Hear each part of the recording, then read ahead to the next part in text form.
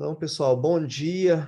Com alegria aqui que a gente recebe hoje o professor Antônio Teixeira. Quero agradecer sua presença, professor Antônio. Vou apresentar aqui brevemente o professor Antônio. Tive, o prazer de conhecê-lo na UFMG, quando eu era estudante lá ainda. E o professor Antônio possui graduação em Medicina pela Universidade Federal de Minas Gerais, especialização em Psiquiatria no Instituto Raul Soares, que foi oferecida pelo MEC, se graduou também, realizou também o mestrado em Filosofia Contemporânea na Universidade Federal de Minas Gerais, e depois fez um estudo de diploma aprofundado no Departamento de Psicanálise de Paris 8, com doutorado em psicanálise em Paris 8 também, pós-doutorado em Filosofia em 2009. Atualmente é professor associado, da Universidade Federal de Minas Gerais. A gente estava conversando aqui logo. Ano que vem, provavelmente já será professor titular, nessa altura do ano. Tem experiência na área de psicologia, psiquiatria e filosofia, com ênfase em intervenções terapêuticas. E ele atua principalmente nos seguintes temas: psicanálise lacaniana, psicanálise e filosofia da ciência, clínica psicanalítica, CAPS, construção do caso clínico e psicanálise. Também é editor da revista de estudos lacanianos, intervenção em psicanálise, filosofia e cultura, uma revista eletrônica. Depois a gente vai deixar o link da revista também. E é membro da Escola Brasileira de Psicanálise, da Associação Mundial de Psicanálise, membro do Conselho Consultivo Internacional da Sociedade Internacional de Psicanálise e Filosofia. Seja bem-vindo, professor Antônio. O professor Antônio vai realizar, então, a apresentação para a gente com o tema, que já está descrito aí no cronograma da disciplina. A gente vai escutar, então, professor, e depois a gente vai realizar um pequeno intervalo e voltamos para um pouco de conversa. Pode ser assim? Tá ótimo. Beleza. Então, a palavra é tua, Antônio. Seja muito bem-vindo. Muito obrigado pela sua disposição, disponibilidade do tempo. Está aqui com a gente. O Antônio não é a primeira vez que ele está com a gente na UFMT, ele veio presencialmente, está com a gente em 2015, 2014, na verdade, e temos a honra de recebê-lo aqui de novo. A palavra é contigo, professor. Oi, Henrique, muito obrigado. Vocês estão me ouvindo bem, gente? Ouvimos muito bem. Tá, qualquer dificuldade me informe, porque esse meu microfone costuma dar problema, tá bom? Bom dia a todos. Eu queria agradecer ao Henrique, que já me convidou a segunda vez. Se você está me convidando pela segunda vez, é porque ele gostou da comida, né, Henrique? Com certeza, é sempre uma alegria.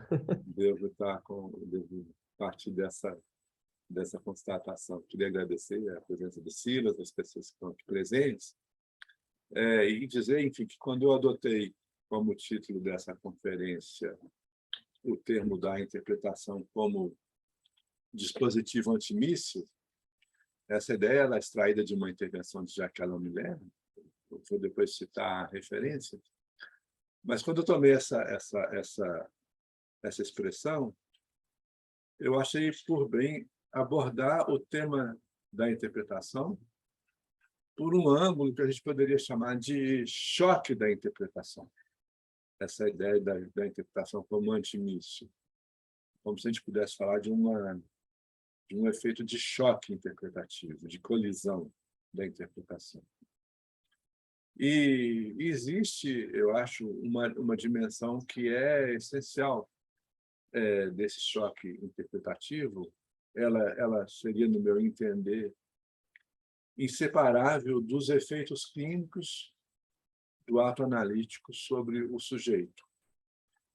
E a fim de elucidar o que vem a ser esse choque, seria preciso antes esclarecer que a verdade proferida na interpretação, ela não se reduz à dimensão de uma pura constatação factual. Para esclarecer esse ponto, vale lembrar que, ao operar clinicamente, a gente não impõe ao paciente o juramento de dizer a verdade, somente a verdade, nada mais do que a verdade, com a mão direita sobre a Bíblia, sobre a Constituição, como se dá protocolarmente nos procedimentos jurídicos. A gente não pede a ele sequer para preparar o que ele vai expor, ou ficar atento à verdade do que ele tem a dizer. Pois a verdade que interessa a interpretação, que interessa a nossa prática, ela não é algo que se possa isolar como um conteúdo proposicional, como uma proposição isolada. Nós convidamos somente o paciente a falar, sem se preocupar quanto à verdade do que ele tem a dizer, assegurando a ele que a verdade vai se manifestar por si mesma, sem que ele precise procurá-la, sem que ele precise vigiar se o que ele está dizendo é ou não factualmente verdadeiro. A ideia é que, quando Pedro nos fala de Paulo, Freud vai escrever isso em algum lugar, nós ficamos sabendo mais de Pedro do que de Paulo.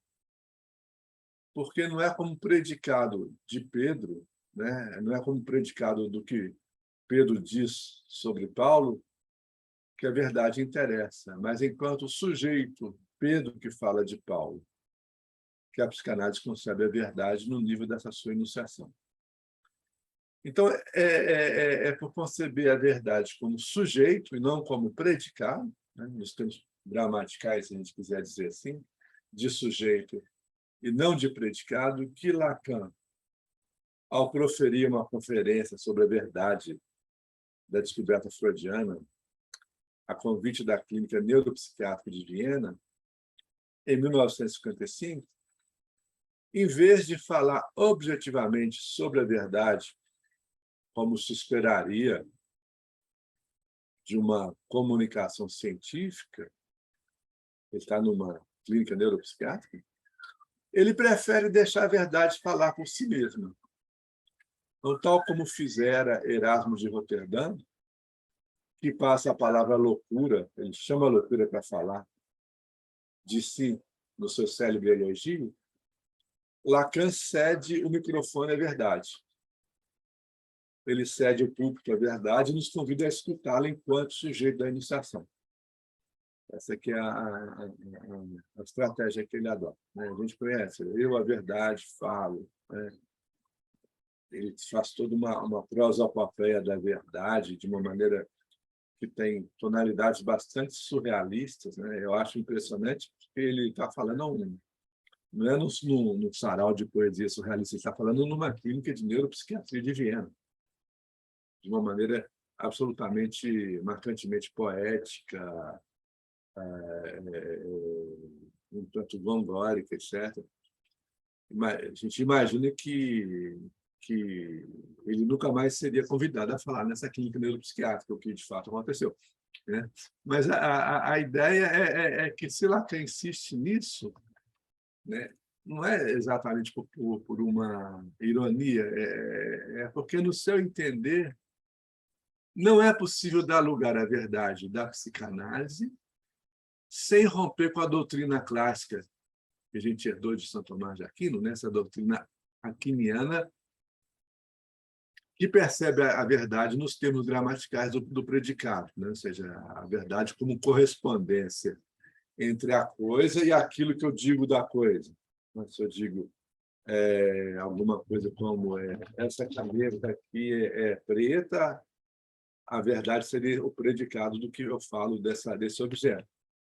E, na verdade, isso não tem o menor interesse para a psicanálise, né? Essa ideia da verdade factual como predicado. A verdade sujeito que interessa à psicanálise, ela se manifesta justamente nos efeitos de distorção dessa correspondência, dessa adequação, que fazem vacilar justamente o esforço de comunicação do sujeito. Então, é importante dizer que, quando a gente se refere às formações do inconsciente, Freud, ao se referir às formações do inconsciente, ele nos convida a pensá-la como deformações, como forças de uma desadequação, de uma distorção da correspondência entre o que o sujeito diz e aquilo do qual ele quer falar.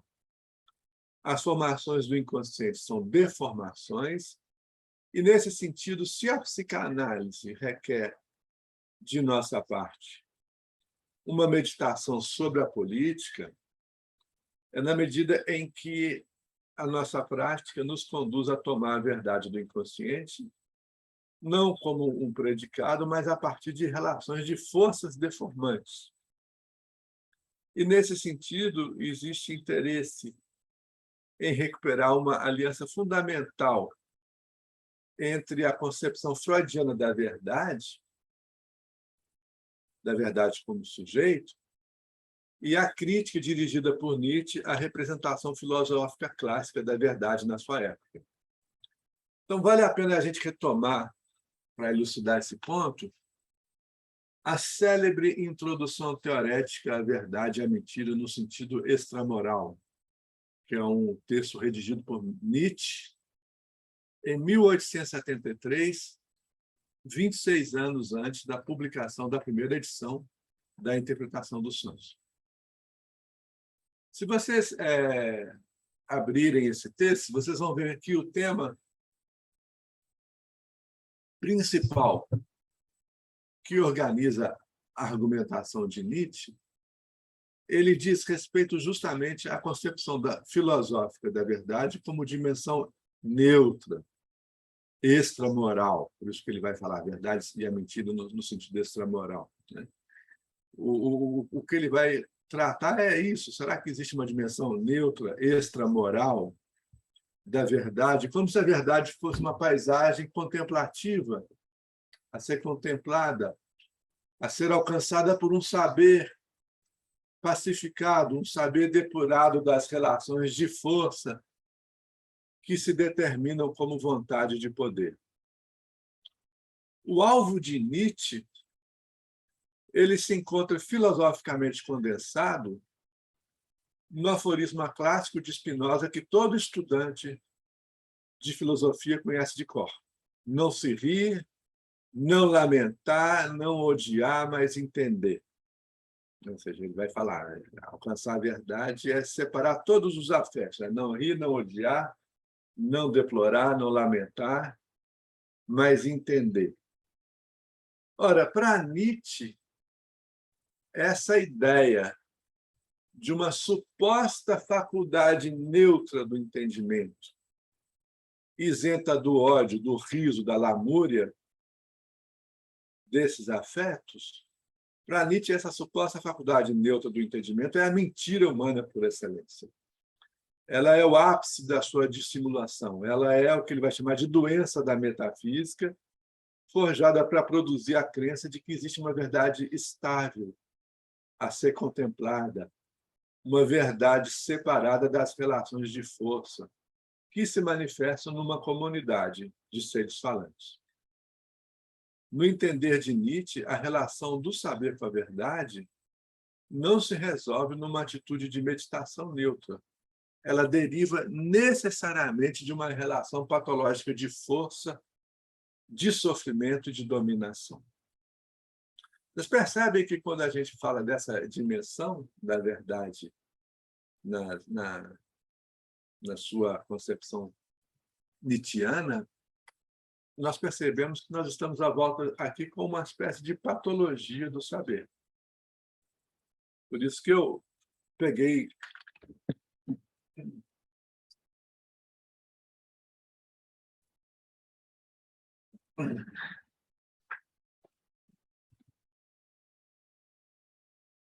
por isso que eu escrevi esse livrinho, O Saber Patológico. Depois, se vocês tiverem interesse, eu posso mandar para vocês a referência, né? Que é justamente ligado a essa noção, né? Então, para a gente ir de Nietzsche a Freud, eu propus, justamente quando eu trabalhei isso, retomar o comentário em que Rancière identifica, na referência psicanalítica ao Édipo, a testemunha desse saber patológico. Se vocês relerem, né, a tragédia de Édipo, vocês vão perceber que ali, igualmente, o saber, longe de se reduzir à apreensão neutra de uma idealidade objetiva, ele aparece, na verdade, como uma patologia do vivente. é o que nós encontramos no terrível diálogo entre Édipo e Tiresias, né, no momento de se revelar qual que é a causa da maldição em Tebas. Ao passo que Édipo, que quer saber o que está acontecendo, se opõe ferozmente ao que lhe é revelado por Tiresias, Tiresias, que sabe, tomado de medo pelo que sabe, exorta Édipo a não querer saber daquilo que ele ainda não sabe e que não deveria saber. É muito bacana, muito interessante esse diálogo, muito dramático esse diálogo de Édipo e Tirésia na parte final da tragédia. Então, aos olhos de Rancière, os personagens, tanto de Édipo quanto de Hamlet, eles interessam a Freud porque são personagens acometidos por uma patologia do saber.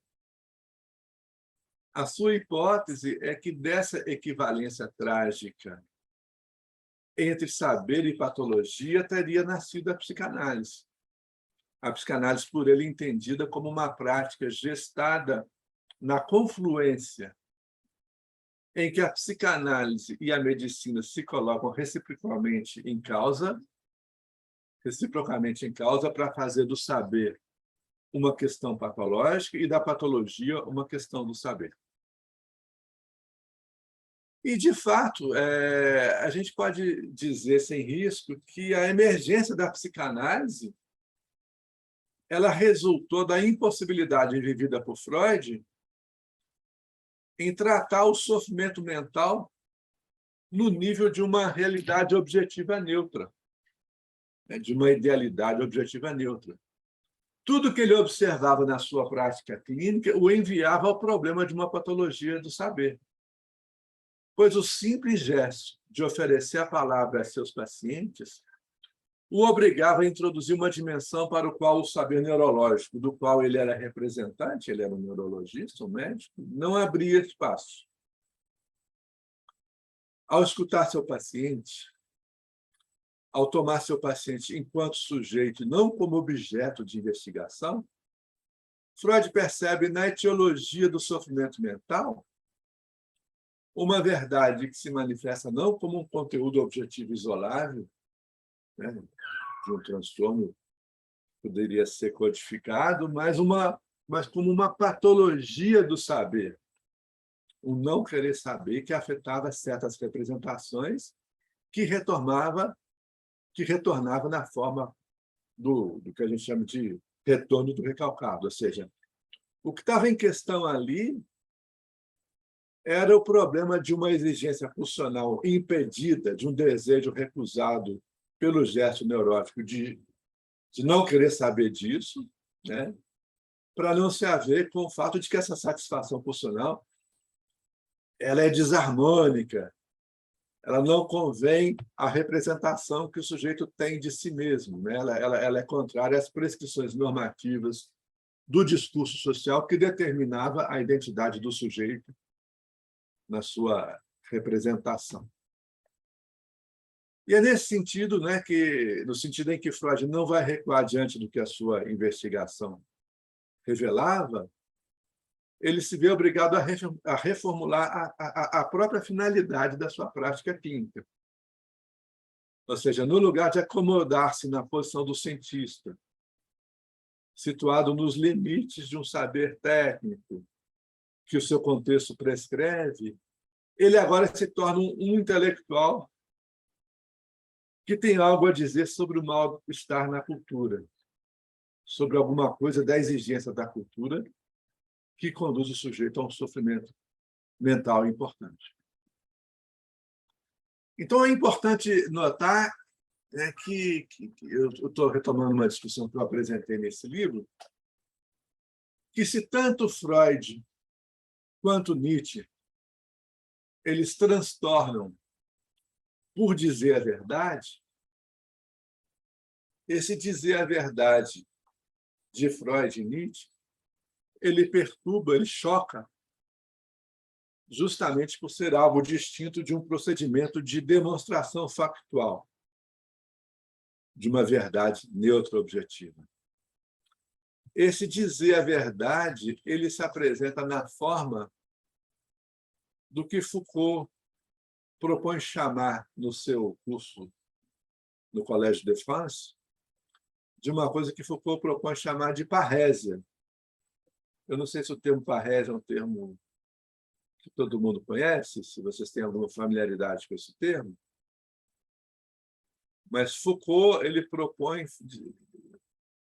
situar esse dizer a verdade de Nietzsche e Freud nos termos de uma parrésia, que é um termo que evoca, na filosofia antiga, o franco falar, a palavra franca, o tudo dizer, que se distingue da lisonja, que se distingue da fala de quem visa agradar, né? Que se distingue da fala do discurso de um sujeito que se mantém alienado na realidade das coisas, que quer, né, o comentário filosófico de alguém que simplesmente se limita a descrever as coisas como elas estão. É diferente. A parrésia não é alguma coisa dessa natureza. Há interesse em associar, então, o dizer a verdade de Nietzsche e Freud a essa função da parrésia, na medida em que a relação entre saber e a verdade ali se capta, não no quadro de uma teoria do conhecimento, mas enquanto resultado de um jogo político de forças. O dizer a verdade, do qual a parrésia seria a materialização, deriva, como nós vamos tentar demonstrar aqui, de um dever de expressão, cuja incidência se verifica a partir dos efeitos de choque que a parrésia produz sobre uma relação instituída de poder no interior de um contexto discursivo determinado. Até aqui vocês me acompanharam? Posso prosseguir? Beleza. Bom, para ilustrar isso, tem várias ilustrações, né? Uma que eu gosto muito é uma gravação do Caetano Veloso no ambiente de festival. Você se lembra?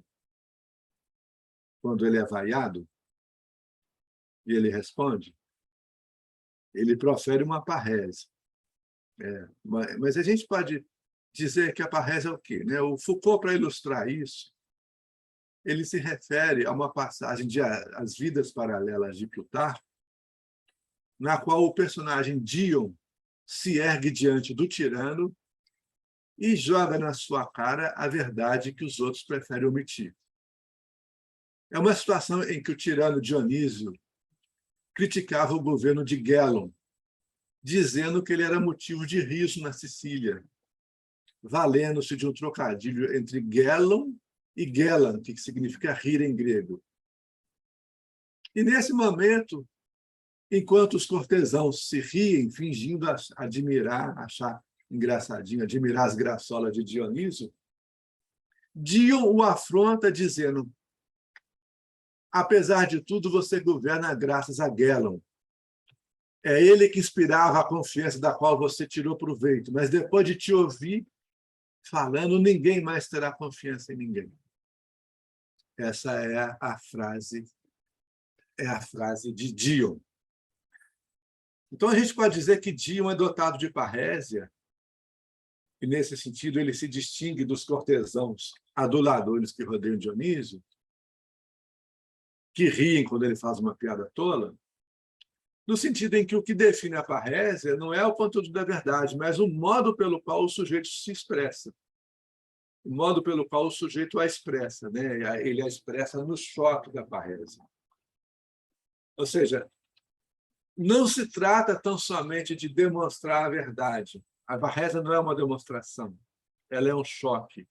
Ela também não é uma retórica, ela não é uma arte de persuadir.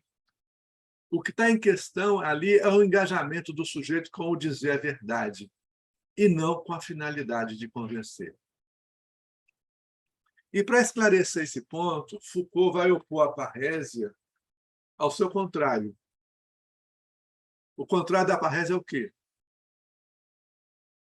Vocês devem ter ouvido, vocês devem conhecer esse termo. O termo que a gente encontrou no filósofo Austin é o termo a gente chama de enunciado performativo. O que é o enunciado performativo? No enunciado performativo, você tem a exigência do contexto institucional, né? Na medida em que a sua enunciação efetua a realidade enunciada a partir de uma relação socialmente codificada entre a coisa e a palavra. Então, o presidente abre a sessão ao dizer a sessão está aberta. Os noivos realizam o casamento ao dizer aceito. Ou seja, diante dos elementos que estão instituídos em uma situação, nós temos um efeito previsível, regulado de antemão. Efeito codificado, que é precisamente aquilo que consiste o seu caráter performativo. Ou seja, uma vez instituída a sua função social desse enunciado, o desejo ou a crença de quem o enuncia não contam. Pouco importa que o padre cria em Deus ou no diabo. Para que o batizado se realize, basta que ele diga, eu te batizo.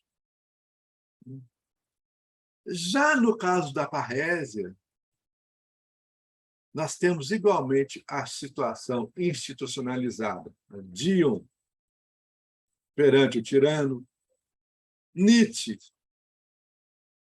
face à filosofia acadêmica, Freud perante os representantes da ciência normal, Lacan às voltas com a IPA, Caetano Veloso no ambiente de festival.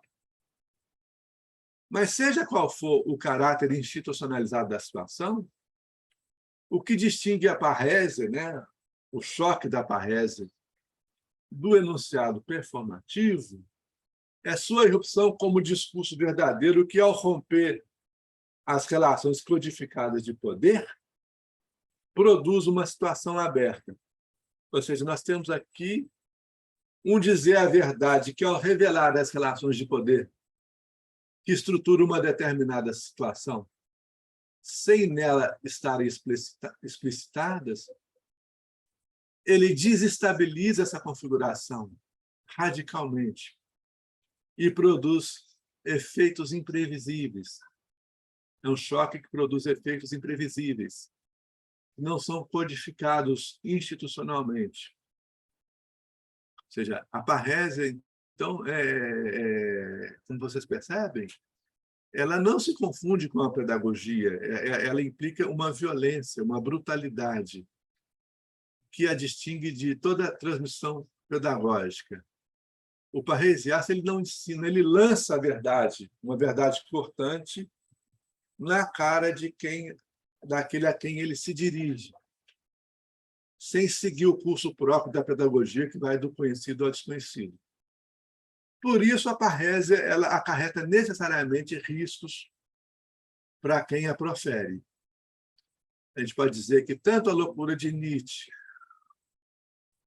o ostracismo científico vivido por Freud, a excomunhão de Jacques Lacan, a prisão de Caetano, depois do festival, demonstram que a parrésia requer coragem por ser essencialmente a abertura pela palavra de um espaço de risco.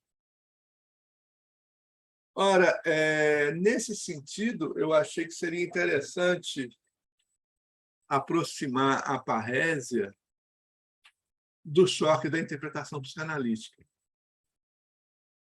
No sentido em que a interpretação psicanalítica igualmente comporta, por mais delicada que ela deva ser, uma brutalidade estrutural. Jacques Alain Miller nos dizia que é impossível psicanalizar reis e barões,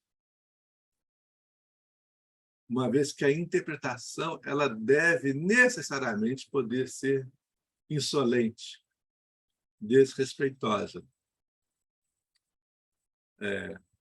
As pessoas comentam que a Lady Di, na década de 90, ela teve uma depressão, um quadro de tristeza, e chamaram um psicanalista para tratar dela. Mas vocês imaginam que se existe um psicanalista na posição de súdito, a serviço de Vossa Majestade, né? É uma coisa complicada, né? A gente não tem como pensar no psicanalista nessa posição. Ou seja, o psicanalista ele deve poder ser insolente. Ele não pode estar numa posição de submissão. A eficácia da interpretação depende disso, porque ela se alia à possibilidade de subverter os códigos sociais que regem o funcionamento civilizado do sujeito para expor a dimensão de uma satisfação funcional que não se ajusta a esses códigos sociais, né? E, nesse mesmo sentido, a gente pode dizer que a psicanálise ela não se deixa submeter às cláusulas de um contrato. Quando alguém procura um psicanalista, você não faz um contrato de cura. Daqui a 6 meses, os seus sintomas vão ter desaparecido, etc., né? Ou seja, a psicanálise ela não se deixa submeter às cláusulas de um contrato porque ela mobiliza efeitos que nenhum contrato pode fixar previamente, que nenhum contrato pode codificar previamente. É nesse sentido que tanto o psicanalista quanto o parresiasta, né, a gente pode dizer que eles não requerem autorização para intervir. Seria talvez até uma contradição performativa alguém dizer com o perdão da parrésia. Vocês imaginam o que é isso? Com o perdão da parrésia, eu queria dizer, né, eu quase usei essa expressão, um paciente que tinha um pai alcoolista e o médico incumbiu ele de proibir o pai de beber. E ele fez isso com uma satisfação muito grande. E a parrésia da interpretação, na verdade, visava mostrar que, sob aquela tutela benevolente, aquele desejo de cuidar do pai, proibindo ele de se alcoolizar, havia ali um desejo de revanche profundo que encontrou um pretexto para se satisfazer. Falar isso para um obsessivo é complicado. Você desestabiliza justamente aquela configuração que faz com que o obsessivo só se permite satisfazer o seu desejo de brutalidade sob o pretexto de uma correção. Percebe? Ainda está claro, Henrique? Bacana, te acompanhamos aqui. Está me acompanhando bem? Uhum. Tá tudo certo, bacana demais. Então, a gente diz que a parrésia, né? A gente pode dizer que a interpretação, em sua dimensão de parrésia, ela dispensa o protocolo da permissão, no sentido em que a verdade que ela determina não comporta nenhuma garantia externa a seu dizer. Mas, sendo assim, de onde é que ela tira, de onde que a interpretação retira a necessidade que se impõe em urgência ao analista quando ele a profere? Eu não sei se vocês já tiveram essa experiência, eu tenho ela muito frequentemente. Quando a gente vai interpretar, é como a gente se sente na urgência de interpretar. Não sei se vocês concordam com isso. É como se viesse alguma coisa que se imponha ao analista naquele momento, né? Existe uma pressa do interpretar, existe alguma coisa que se coloca no nível de uma urgência, como se a gente se sentisse em posição de produzir uma interpretação. É alguma coisa completamente diferente do comentário filosófico. O comentário filosófico é aquilo que se dá no entardecer, né, quando as coisas aconteceram. É o pássaro de Minerva que alça voo ao entardecer. Já a interpretação, o Badiou vai dizer isso, a interpretação ela é sempre do meio-dia. Ela acontece quando algo está acontecendo. Você não liga para o seu paciente de noite para interpretar um lapso que ele cometeu na sessão de manhã. Ela incide naquele momento, né? Ela tem essa característica de uma urgência. É importante até lembrar que todos os textos de Lacan, tanto o seminário, mesmo os textos escritos, eles são quase que invariavelmente intervenções. São sempre intervenções que Lacan produziu em colóquios, em congressos, sempre alguma coisa de uma resposta por uma determinada situação. Eles têm essa característica do ato, né? Mas então a pergunta é essa: se a interpretação ela dispensa qualquer validade externa, qualquer garantia externa, de onde ela tira a sua necessidade? De onde ela retira o dever ético da sua imposição? Seria o caso de dizer que o discurso psicanalítico se obriga a uma condição que ele mesmo criou, né? Toda essa questão que a gente vai situar aqui, não é? Eu poderia tentar responder essa questão de vários ângulos. Hoje eu elegi um ângulo mais específico, que é justamente esse ângulo que diz respeito aos efeitos de ressonância do choque interpretativo. Como é que a gente pode validar, saber a posteriori que aconteceu uma interpretação a partir dos efeitos de ressonância que ela produz sobre o sujeito? É a questão desenvolvida por Freud no seu célebre texto Construções e Análise. Não sei se vocês todos se lembram desse texto aqui. É um texto em que ele vai responder a questão, né, que foi colocada por Popper, do que valida e o que invalida uma interpretação psicanalítica. Se o paciente consente, é porque ela estaria validada, e se ele não consente com ela, ela estaria invalidada. Quer dizer, o Freud vai retomar a pergunta do Popper, né? O Popper vai falar: se o paciente aceita, é porque a interpretação está certa. Se ele recusa, é resistência, a interpretação ainda está certa. Se der cara, eu ganho; se der coroa, você perde, né? Bom, Freud ele vai justamente levar em conta essa questão. Ele vai dizer que na verdade, o que valida uma interpretação não é o consentimento ou a recusa do paciente. Nem uma coisa nem outra, mas os efeitos de ressonância que ela produz sobre o discurso do sujeito em análise. Mas, para a gente falar com propriedade desses efeitos de ressonância da interpretação, é preciso ter em mente alguma coisa que vai além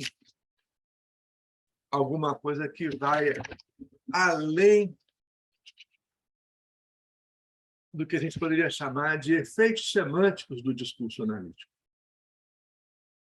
Para entender em que sentido o choque interpretativo pode afetar o corpo do ser falante.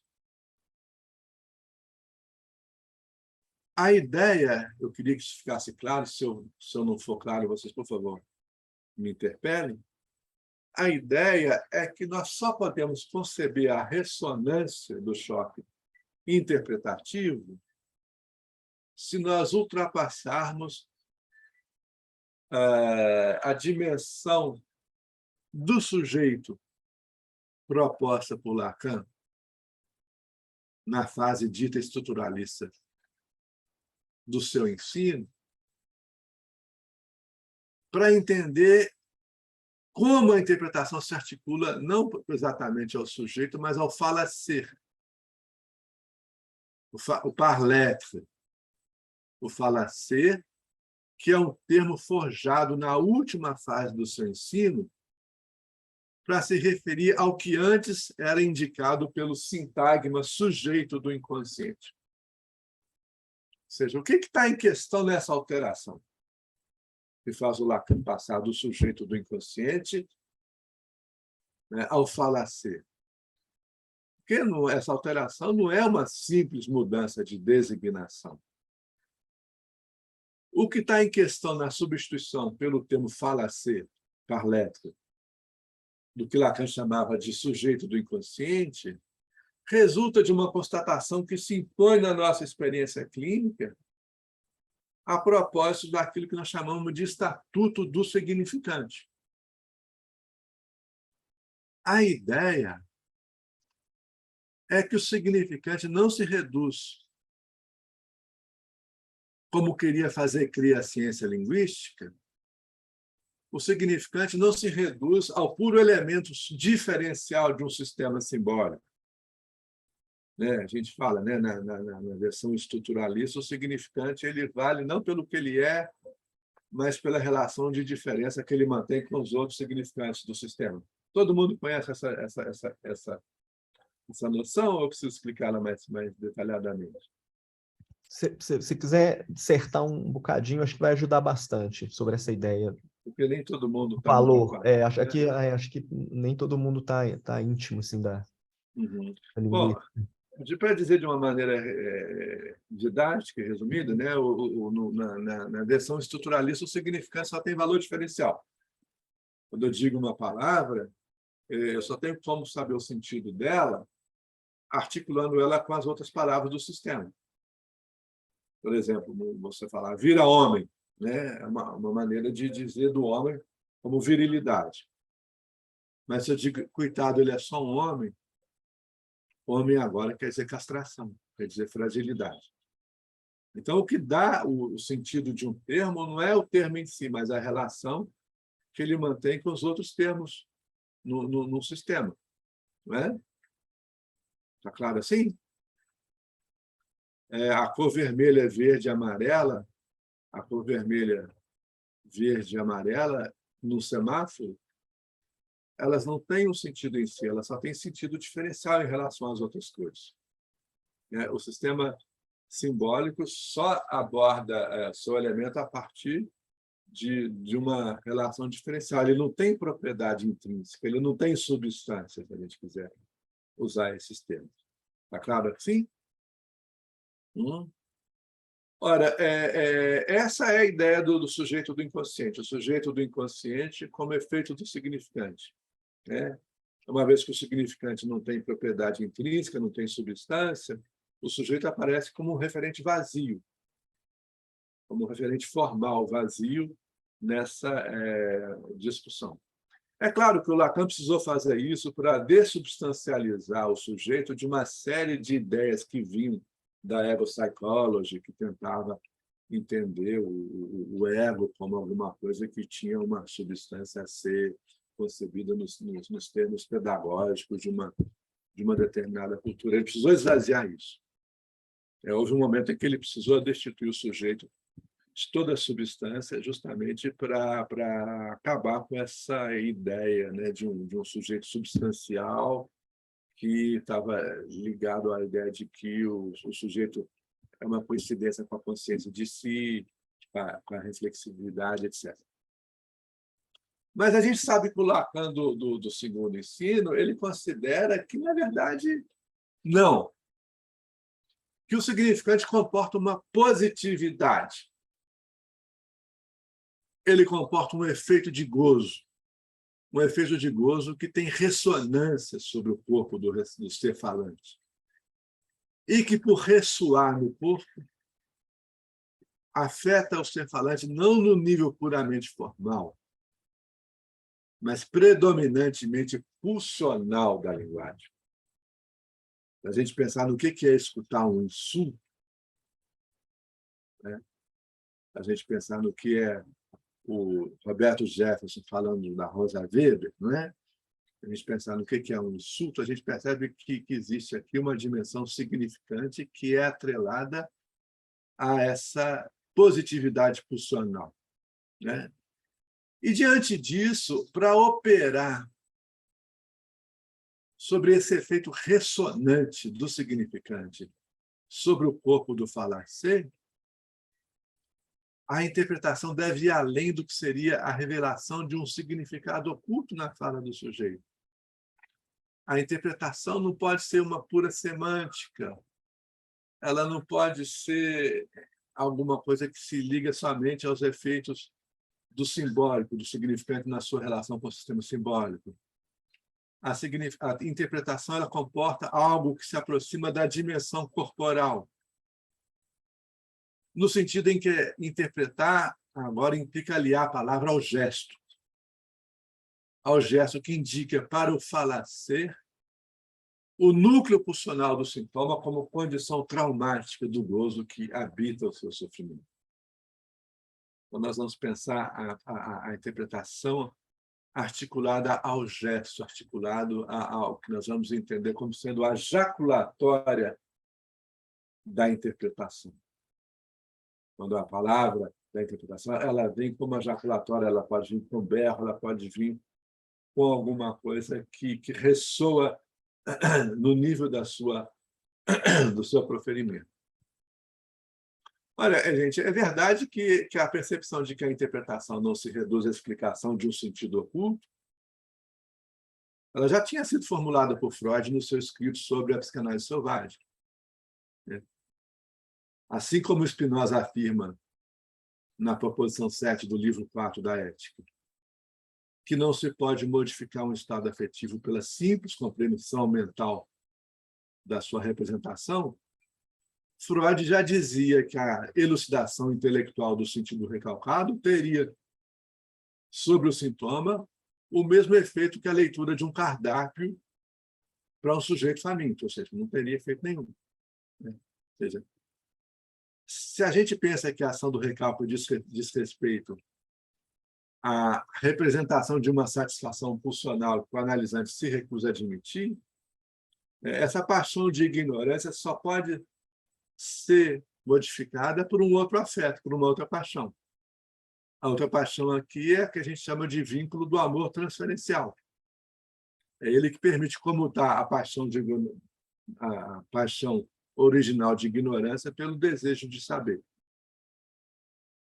Então, a gente diz, né, que a interpretação comporta uma dimensão de sentido relativa à verdade sexual do desejo inconsciente, que, para ela operar, ela precisa aliar a promessa de satisfação semântica, do amor transferencial. É nesse sentido que Jacques Lamillet vai dizer que, para dar início à experiência de uma psicanálise, a gente necessita criar o inconsciente por meio da dimensão semântica da interpretação.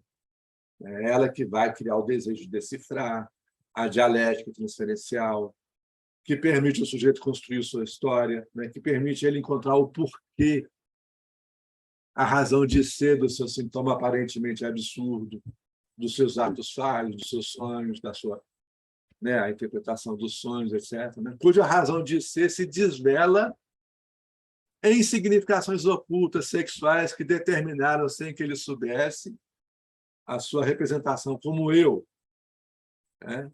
Aquilo que o identifica como eu. Mas isso não basta. Isso não é suficiente. A experiência analítica não se resolve pela via das múltiplas interpretações de sentido. Ela não se conclui através da desestabilização transferencial das identificações, que conduz à produção da verdade do desejo inconsciente como falta a ser. Isso é uma condição da psicanálise, mas não resolve, não é suficiente, né? Ou seja, a criação do inconsciente transferencial pela via da interpretação semântica é uma condição essencial. Mas ficar ali é ficar no deixar rolar da psicanálise. A psicanálise que não termina nunca, que se continua indefinidamente. Pois o que está em questão, para além da multiplicidade dos sentidos interpretativos, das narrativas do sujeito, da história que ele produz, da dialética da transferência, da sua tentativa de desvelar o porquê, a razão de ser do seu sintoma, diz respeito à dimensão do real que está no sintoma, alguma coisa do real que se manifesta como algo que não se dialetiza, algo que não se transfere, alguma coisa que não tem porquê, que não tem razão de ser. Uma opacidade que se revela no nível de um circuito pulsional encerrado sobre si mesmo, fechado a toda a dialética, que não se transfere, que diz respeito à incidência contingente sobre o corpo do falar-ser, de uma declaração significante traumática, porque desprovida de razão de ser. O real, que se manifesta nessa palavra sem resolução semântica, que ressoa sobre o corpo do ser falante e do qual ele procura se defender. Não sei se vocês se lembram de uma passagem do Primo Levi, quando ele chega em Auschwitz, depois de ficar 12 horas de pé, morrendo de sede num galpão, ele rouba um pedaço de gelo da janela para matar a sede, e o oficial da SS empurra ele longe e tira o pedaço de gelo dele da mão e o joga no chão. Ele pergunta, mas por quê? Warum? E o oficial diz, aqui não tem porquê. Hier ist kein Warum, aqui não tem razão de ser. Ou seja, é essa incidência traumática do significante sobre o corpo do falacê que está em questão nesse núcleo pulsional do sintoma. Então, né, a gente pode dizer que, se na sua dimensão semântica a interpretação é um dizer que revela para o analisante a causa do desejo que anima a sua enunciação, no momento em que ela toca no ponto do real sem lei, do real sem razão de ser, a revelação do sentido não tem mais pertinência. Diante desse elemento heterogêneo à linguagem, a revelação do sentido não tem valia, diz o Jacques Lemaitre, porque nenhum predicado semântico convém ao real ao qual essa via conduz. A interpretação aqui que será eficaz, ela somente comporta alguma eficácia sobre o núcleo pulsional do sintoma se ela se ligar a uma dimensão distinta do sentido produzido pela linguagem. Então, o ponto de incidência da interpretação assemântica, se ele diz respeito ao que na fala do sujeito aponta para algo que não tem porquê, que não tem razão de ser, isso não nos exime de proceder ao cálculo relativo a essa interpretação, né? Ao cálculo da sua necessidade e do seu momento, do momento da nossa intervenção interpretativa. É como se a gente estivesse sendo conduzido a formular paradoxalmente o porquê desse sem porquê, para alcançar o cálculo da interpretação. Ora, do ponto de vista do outro simbólico, né, vocês devem se lembrar que Lacan dizia que o sujeito recebe do outro a sua mensagem invertida. Vocês se lembram disso? Quando eu digo à minha esposa, você é minha mulher, né, eu estou dizendo, eu sou seu esposo. Né? Quando eu digo você é meu leitor, eu estou dizendo eu sou o autor do livro que você está lendo. Né? A gente tem essa ideia da mensagem invertida como uma espécie de reciprocidade simbólica. Mas o panorama que se abre com a dimensão da ressonância corporal do outro, agora como instância real, não como instância simbólica, mas como instância real sem regulação simbólica, nos convoca a reformular essa noção para conceber o sem porquê do sintoma como resposta do falacê a essa mensagem sem sentido que lhe chega do outro de forma invertida. Uma mensagem sem sentido, uma declaração traumática que se impôs em algum momento da sua história de modo arbitrário, carente de regulação simbólica, sem que ele pudesse entender a sua razão de ser. Eu não sei se eu estou me delongando muito, eu já estou chegando ao fim, mas todo mundo tem para si, eu pelo menos tenho, né? Aquela palavra que dói, vocês entendem o que significa isso? Cada um tem uma palavra que dói em si, não tem? Tanto que quando uma pessoa insulta a outra, ela escolhe a palavra que dói, quando ela a conhece. Ela sabe exatamente qual palavra vai ferir. Né? Então, o real da palavra que fere, esse é o título de uma outra conferência do Jacques Lemaitre, o real da palavra que fere diz respeito à incidência traumática de uma declaração significante que afetou o corpo do ser falante e nele continua a ressoar, sem lhe dar meios de articular uma pergunta sobre o seu porquê. É o caso de uma jovem que eu atendi em análise. Essa jovem se achava preferida pelo seu papai. Ela era a preferida, o pai adorava ela. E ela se enfeitou minuciosamente para visitar esse pai no bar em que esse pai trabalhava. E esse pai, ao ver o olhar de cobiça, né, o olhar, pintou um clima das pessoas que frequentavam esse bar sobre ela, pré-adolescente, ele expulsou ela de lá furiosamente, berrando: saia. A palavra saia ressoa no corpo dela até hoje. Isso se produz na forma de uma tensão muscular recorrente. O tempo todo ela está se queixando de uma tensão muscular, como alguém que se protege dessa ressonância. O interessante é que ela relata isso pela 20ª vez, num dia em que ela está muito bem vestida. E a jaculatória que teve eficácia ali do analista, quando ela fala de novo da situação, é dizer: que bela saia, rindo. Ela estava vestida com uma saia muito elegante, e o analista fala rindo: que bela saia. Ele produz uma jaculatória numa longa risada, que produz nela também uma irresistível gargalhada, não pelo efeito semântico, mas pelo equívoco sonoro, que produz um efeito de alívio sobre a sua inibição. Percebe? Então, se existe uma eficácia que pode ser atribuída a esse novo uso do significante, que tem o poder de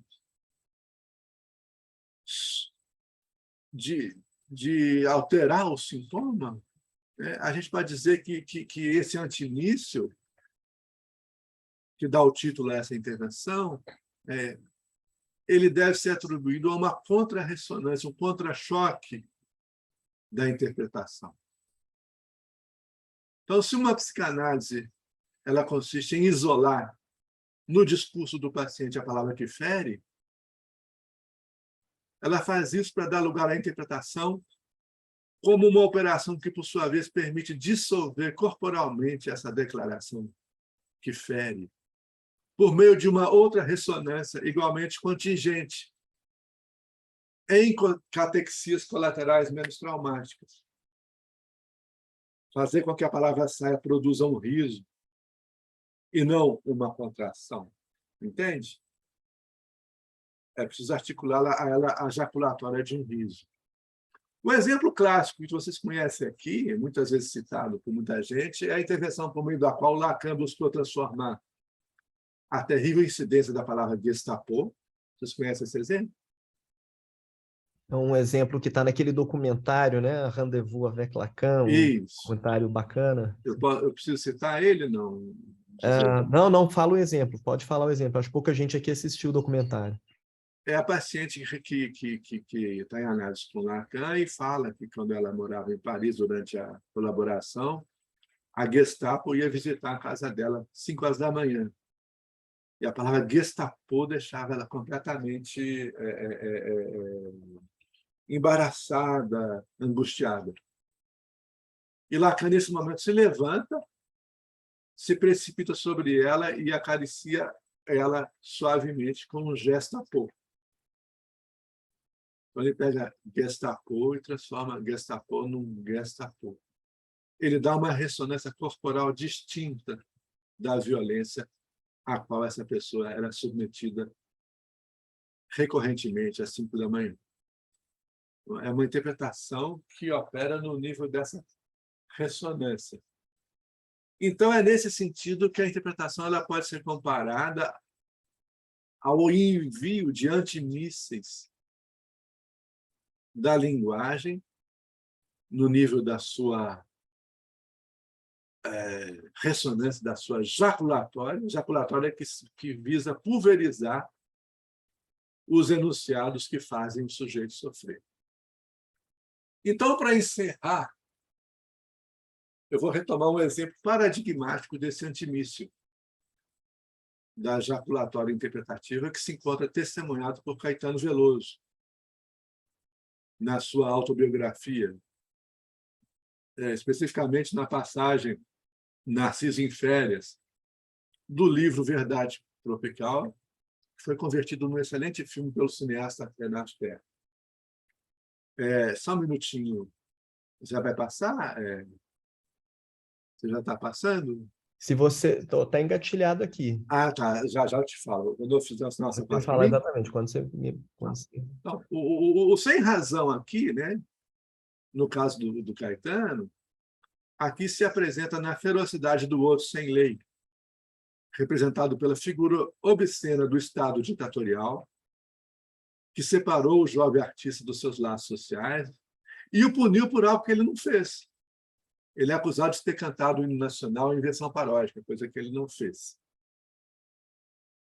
Interessante é que, em resposta à exposição do corpo aos caprichos cruéis de uma autoridade sem lei, o jovem cantor se empenha em construir um registro de sentido que é, de certa maneira, comparável a um verdadeiro sistema delirante, no qual cada acontecimento aleatório era interpretado como signo de que algo ia acontecer. Se ele ouvisse a música Hey Jude, era sinal de que algo bom ia acontecer. Se ele visse uma barata saindo pelo lado direito, que algo ruim ia acontecer. Ele começou né, na ausência de uma ordenação semântica, né, desse outro sem lei, na ausência de uma ordenação semântica, Caetano produz uma mântica, uma adivinhação, um sistema de adivinhação que procura dar sentido àquilo que não tem sentido. O interessante é que, no final da sua prisão, ele é libertado e, ao chegar em Salvador, quando ele se vê finalmente liberto, quando ele finalmente pode habitar algum espaço simbolicamente regulado, a ausência pontual de regulação provocada pelo incidente, né? Houve um erro de comunicação acerca da informação da sua chegada no aeroporto, a ausência pontual dos seus familiares provocada por esse erro de comunicação vai fazer soar novamente em seu corpo a ameaça de dissolução que lhe chega do outro sem lei e se traduz na dolorosa experiência de despersonalização. E é nesse momento que seu pai, ao vê-lo completamente transtornado, faz soar uma jaculatória precisa, como um antimíssil que atinge a violência do outro com a violência reguladora de sua lei, devolvendo ao jovem artista o pouco de realidade que ele precisava restituir, no brado que restitui ao significante sua possibilidade de significar uma realidade mínima. É esse ponto que eu queria mostrar para vocês nessa passagem. Obrigado, viu, Henrique Lima? Valeu demais, Antônio. Que alegria aqui te escutar. Eu vou soltar, então, Por favor. o vídeo do Caetano e a gente vai. Era um coronel do Exército, Luiz Arthur. Ele disse, bom,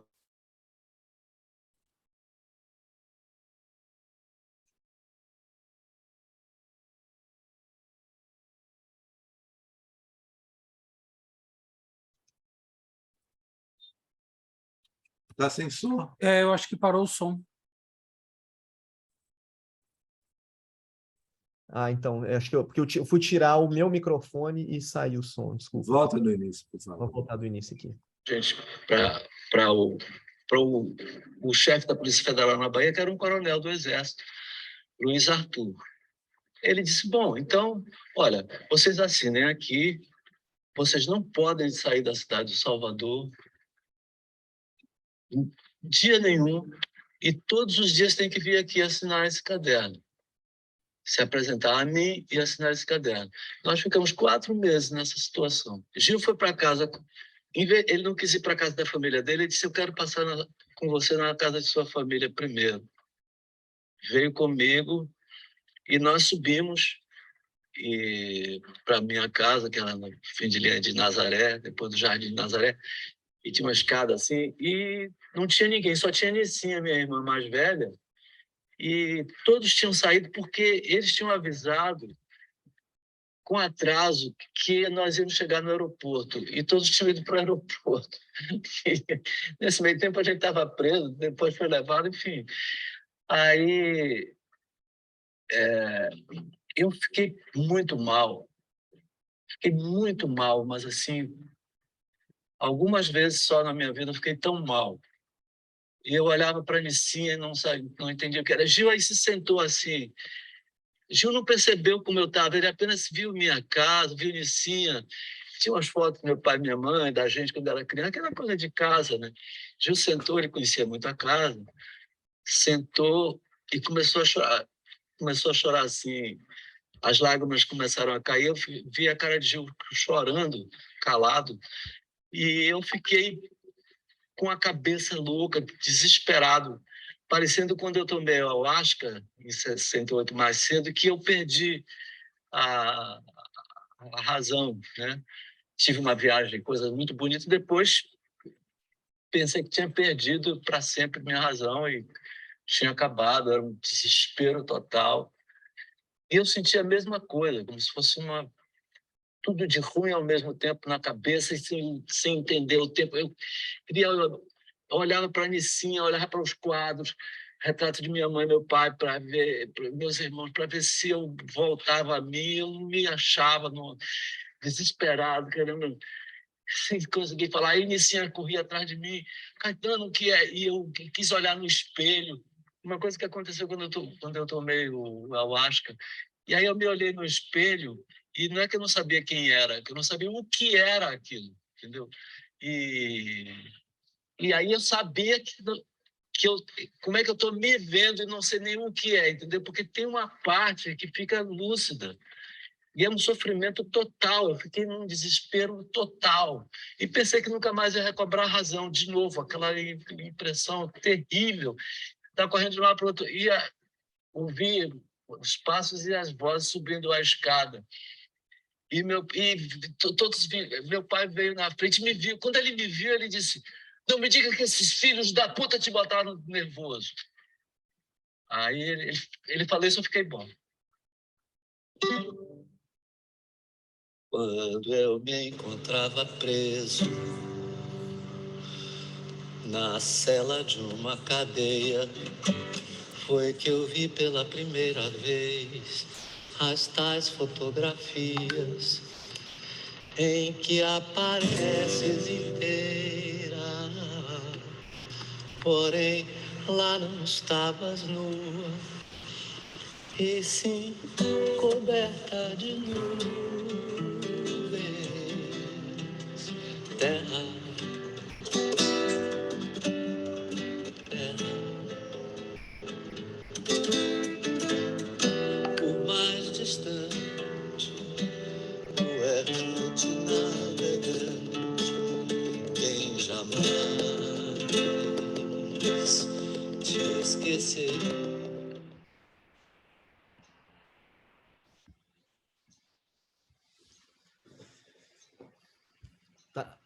Tá sem som, Antônio. Obrigado, Henrique. Era isso que eu queria trazer para vocês. Desculpa se eu me delonguei demais.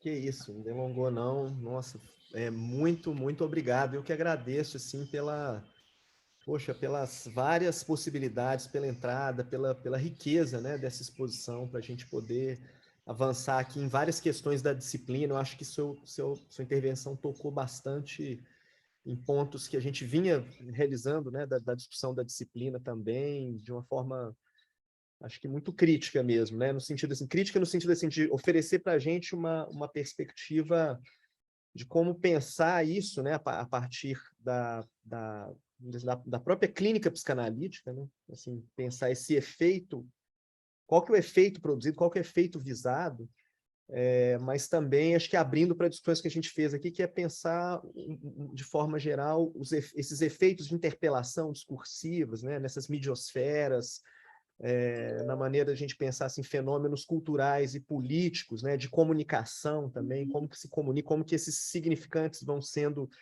de alguma maneira, incorporados na carne, né? Acho que a gente poder contemplar um pouco essa outra dimensão, né? Você fala desse primeiro momento do Lacan em que é necessário criar essa noção de sujeito esvaziada, né? E pensar esse conjunto de relações simbólicas e diferenciais, mas como que também vai sendo importante entender essa dimensão encarnada do significante, né? Essa dimensão propriamente sabe? Assim, de como que cada um de nós se constrói nessa relação material até com o significante, na sua dimensão fônica, né? Mas todos os afetos, os sentidos ali carregados.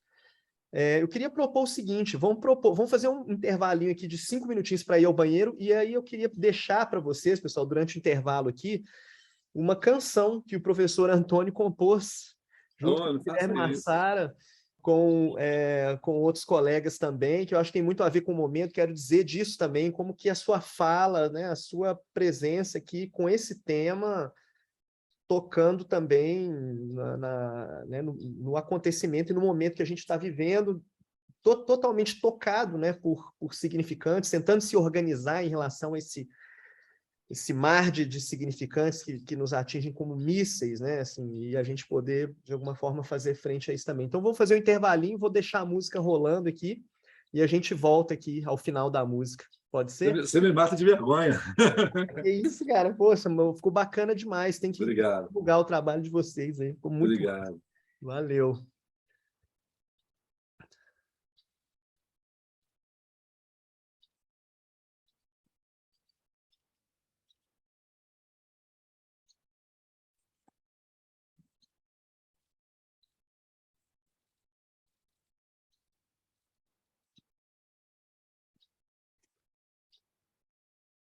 Say they want to learn guitar, but very few actually learn to play. It's simple. Too many people try to learn with YouTube videos. Aqui do YouTube, mas é isso aí, ó.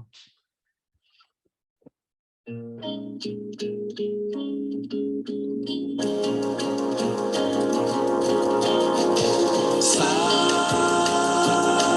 o som, ensaio e sai o tom, sem saber, é claro, claro, claro ser. Cai o véu, desmaia em mar e o céu, sem rancor, regala e cala minha dor. Penso então na rima fácil, verso vão, distração, e me consola o coração. Mas a milícia fascista, o perigo, o golpista, a notícia atroz, do patriota, otário, pastor, milionário, fascínio, corrói o conselho, maldita miséria, do mito, a tortura feroz. Sai, sai, sai, que agora vai um tom, deságua em mar, um som, sem querer, espanto, encanto, desprazer. Sai ao léu, sinado favo léu, sem temor, encaro e falo minha dor. Busco assim a brilha claro algo em mim, quem enfim vai transformar o não em si. Nossa comédia, história, tragédia, memória, a fileira racista, família, sorrista, sequência que foi o conselho, lógica, miséria, sai, sai, mas sai.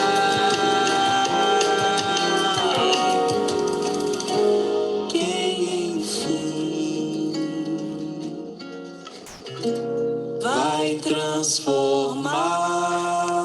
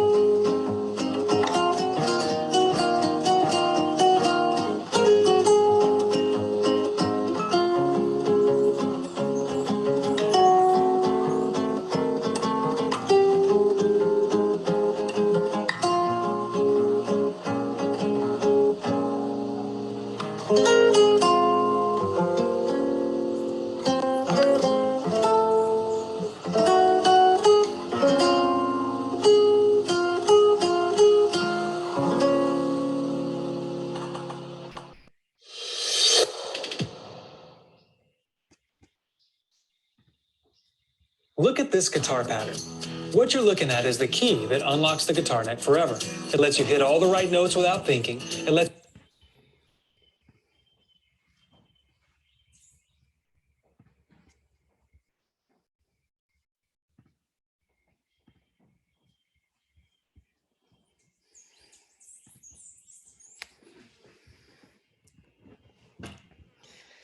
Que bacana, Antônio. Merci. Que bacana. Adorei. Essa música é um hino do momento aqui, sabe?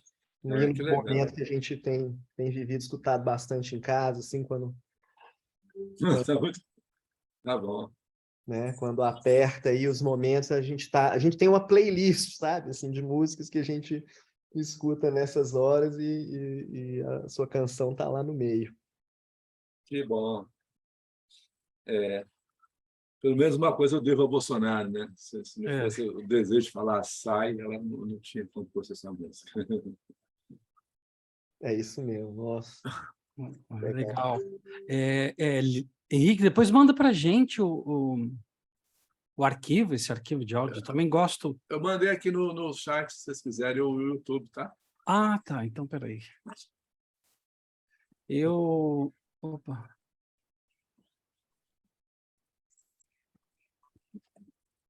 Legal. Deixa eu copiar aqui. Eu também gosto bastante, todos os trabalhos acadêmicos mais pesados que eu escrevo, eu gosto de ouvir um violonista chamado Alex de Grati. Ele e mais uma galera assim meio como ele, meio que compunham um catálogo principal de uma gravadora americana chamada Windham Hall, se eu não me engano é isso, ou Windham alguma coisa. E é um pessoal meio do jazz, assim, mas não exatamente do jazz, que ele acaba chegando como jazz, né? Outros chamam de nova era, né? As bobagens que as pessoas ficam dizendo, mas eu acho ele um virtuose, assim. Anota para mim o nome dele.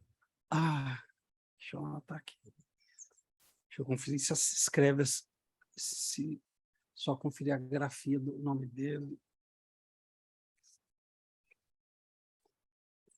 É isso mesmo que eu pensei. Opa. E, Antônio, vou pedir para você deixar também um link aqui, se você tem assim para a editora do livro que você mostrou para a gente, o seu livro. Então, Henrique, eu já pesquisei, está na Amazon.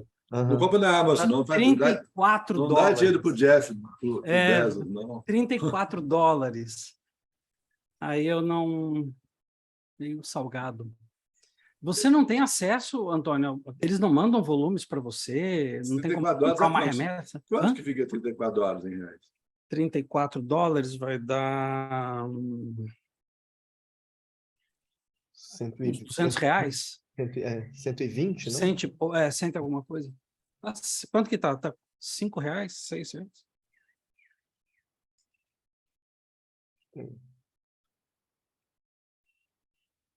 Uns R$170. Tá. Porque eu tenho ele que eu recebi da Amazon, eu consigo ele, eu posso vender ele a 120, porque aí a diferença do frete. Ótimo, muito bom.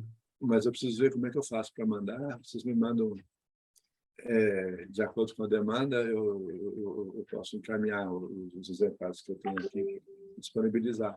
Ótimo. Pode ser? Manda para a gente. Eu mando para você direto no correio só? Pode mandar. Isso, Henrique. Você mandar para mim, eu distribuo, coloco nas então me fala quantas pessoas vão querer que eu já distribuo. O meu já pode mandar, Henrique. E o meu também. Eu vou ver se tem mais aqui que... Deixa eu ver.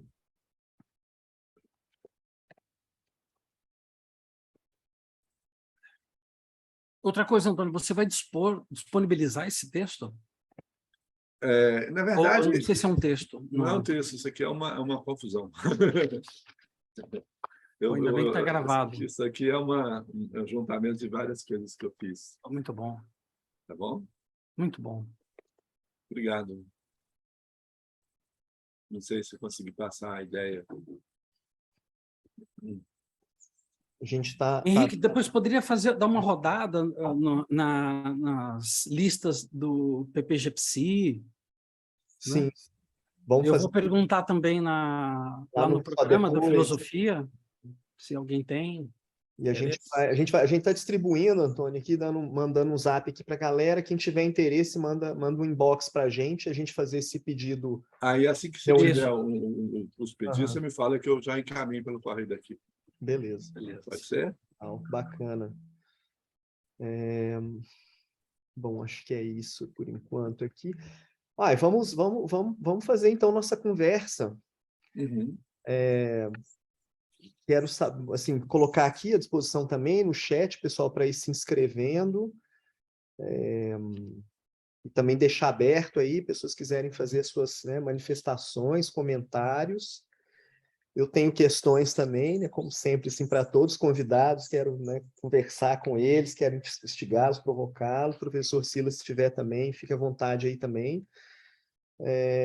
Vai ser uma coisa meio indelicada, né, mas eu vou começar, porque acho que é um tempo também que as pessoas vão se preparando, né, vão fazendo, assim, porque aí, assim, né, gente, assim, eu vou habituando a fazer isso, porque sempre que eu peço também, vamos fazer aqui as perguntas, colocar as questões, o pessoal fica às vezes naquele branco, eu já dou tempo, então, para a gente poder, para vocês irem, né, sei lá,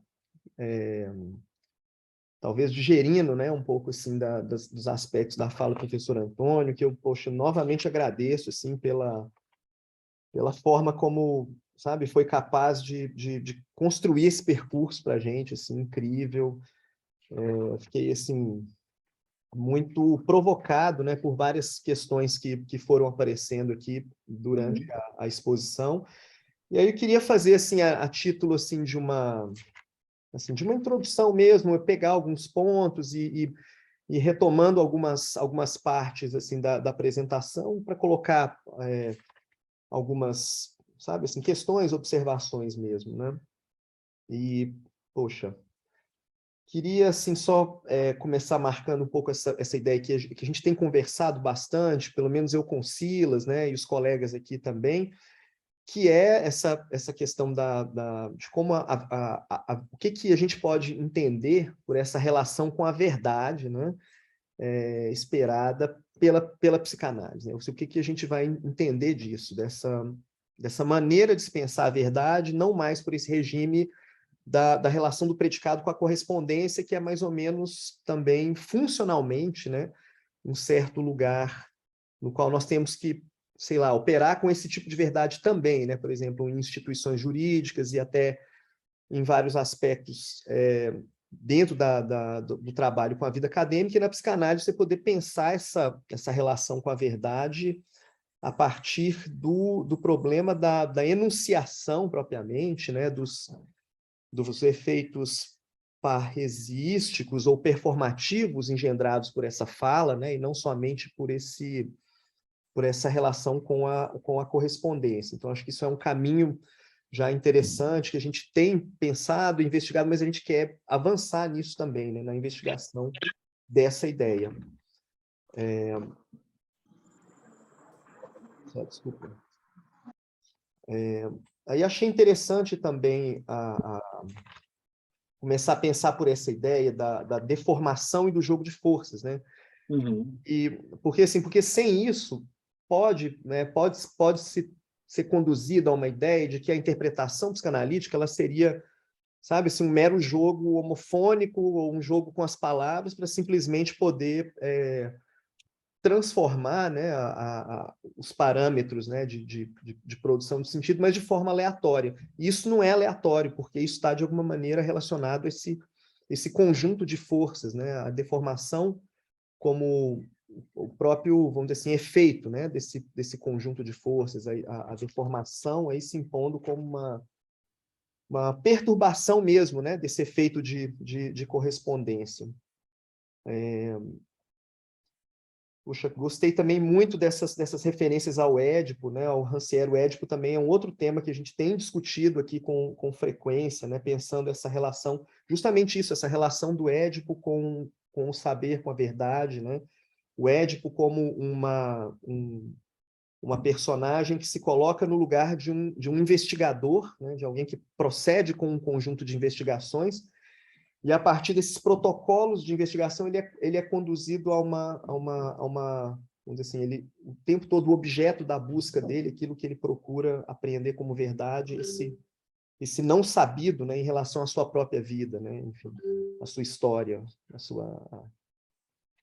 Então, achei que foi também bastante interessante essa aproximação do Édipo com Hamlet, né, pensando ambos aí como um modo, né, de patologia com o saber, né? Enfim, aí, poxa, achei isso, para mim foi, acho que o ponto,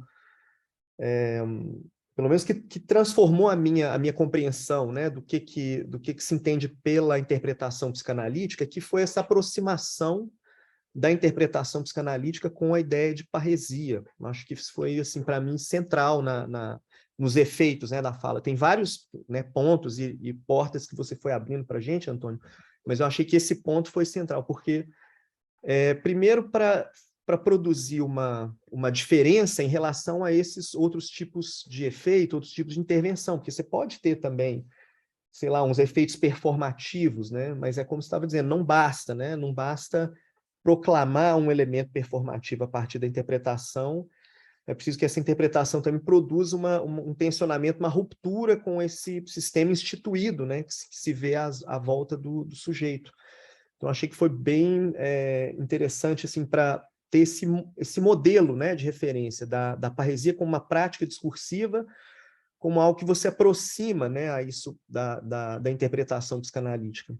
Até assim, compartilhar com vocês aqui, que é o livro que o professor Antônio está se referindo, né, que é o Seminário Coragem de Verdade, em que o Foucault vai desenvolver nessas primeiras aulas essa ideia da parresia, né, essas diferenciações que o professor Antônio alude aí, que é a diferenciação de parresia para retórica. Eu acho que é acho que é o último seminário do Foucault, né? Esse seminário é o... Do Colégio de França. Ele é de 84, né? Assim, parte desse seminário ele já estava ali caminhando, né? Caminhando para a morte dele, né? Sim. Então, enfim, esse seminário aqui fica, né, recomendado. Achei que foi muito importante essa aproximação para entender a ideia. Para mim foi importante também produzir essa diferenciação com o performativo, né? Pensando assim, um dos problemas assim que a gente tem trabalhado em pesquisa tem a ver também com discursos religiosos, né? Discursos religiosos e produção de sentido em contexto de leituras, né? de material, de liturgia religiosa. Tem um orientando que está trabalhando com esse tema. E é interessante notar assim, como que o ritual, né? A forma religiosa em si, ela se vale muito do performativo, né? Ela introduz o performativo para fazê-lo passar como constatativo, para produzir uma presença ali, né, de Deus, produzir essa presença a partir de um jogo, né, de linguagem. E essa presença tem esse efeito encarnado, né, porque essa presença ela é evocada a partir de elementos tipo música, né, som, e as pessoas estão ali experimentando ali de alguma maneira, né? Então, achei que essa diferenciação é importante porque talvez aí você tenha um procedimento que está mais no nível, né, do performativo, que é totalmente diferente disso que propõe a análise, que é um discurso de parresia, né? Se a gente pensar que o performativo depende de um elemento instituído para poder ser, vamos dizer assim, feliz, né? Nos termos do Austin, né? Ele fala da felicidade ou da infelicidade, né? Desses enunciados, né? E é como se você pensasse assim, o performativo, né, como alguma coisa que depende do elemento instituído, e a parresia como um vetor instituinte, que opera um tensionamento, uma ruptura desse instituto. Ela desestabiliza uma instituição. Então, e aí, né, se a gente pensar que, né, por esse viés, essa ideia do Lacan, né, que o inconsciente é o discurso do outro, né, como que a gente vai dar conta de desestabilizar essas instituições que a gente encarna, né, na nossa fala, e, enfim. Achei que foi uma aproximação que me fez entender, sabe? Assim, aproximar da ideia de parresia me fez entender melhor o que diferencia, né, o trabalho da psicanálise de outros tipos de trabalho com o significante, que são processos de subjetivação também, né? Sim.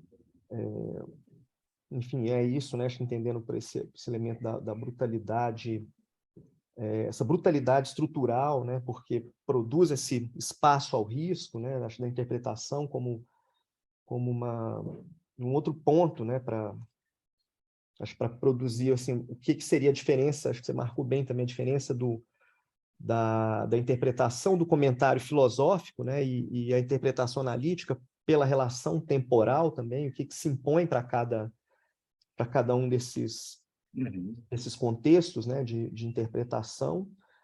E, bom, todo esse desenvolvimento que você está fazendo aí, que para mim acho que é uma coisa importantíssima assim, de retomar na obra do Lacan, que é essa ideia do falar-ser, né? Essa ideia de como o significante ele deixa essas marcas, né, encarnadas, constitui circuitos pulsionais, né, através dos quais a gente vive, a gente se socializa. Enfim, muita coisa aqui que eu acho que gostaria de aprofundar para desenvolver, mas aí, assim, queria te ouvir, Antônio, inicialmente, assim, te provocar um pouco nisso, né, nessa ideia, essa passagem aí na obra do Lacan, que é, em primeiro momento, com as tentativas, os esforços, né, de formalizar uma ideia de sujeito que pudesse ser vazia, porque considerada como puro elemento formal, né, aí inspirado nessa tradição do estruturalismo linguístico, né, no qual, então, se o significante ele tem um valor puramente diferencial, e o sujeito é aquilo que liga, né, um significante no outro, esse sujeito também é vazio, ele é um puro efeito, né, desses significantes que ele liga. E daí para dessa outra abordagem, né, que é essa ideia do falar-ser e de pensar um pouco mais essa dimensão encarnada, né, dos significantes e os circuitos de gozo.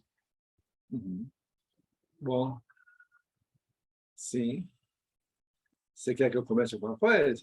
Então, queria que você pudesse avançar nessa questão para a gente, falar um pouco mais de como se dá essa...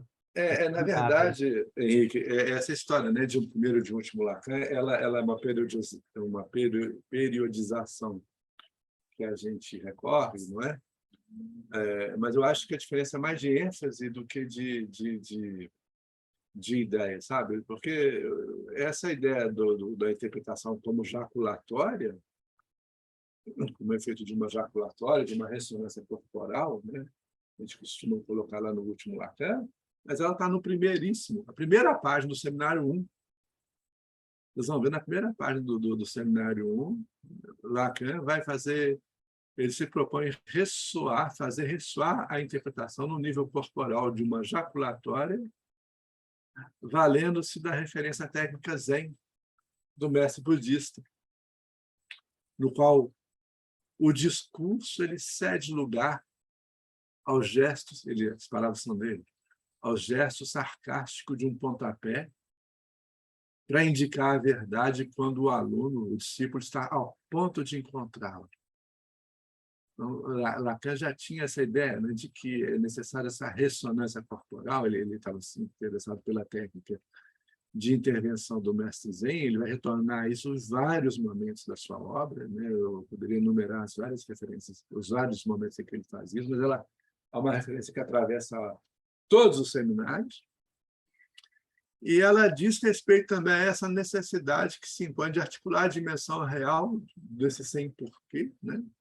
Desse vazio semântico, né? Ou seja, aquela dimensão do clarão evocada na técnica Zen. Heráclito vai ler isso a partir de Heidegger. Quer dizer, nós temos o comentário de Heráclito por Heidegger, no seu escrito no fragmento 50, em que ele vai dizer desse clarão como uma condição transcendental que permite ver de súbito o ambiente sem fazer parte do ambiente.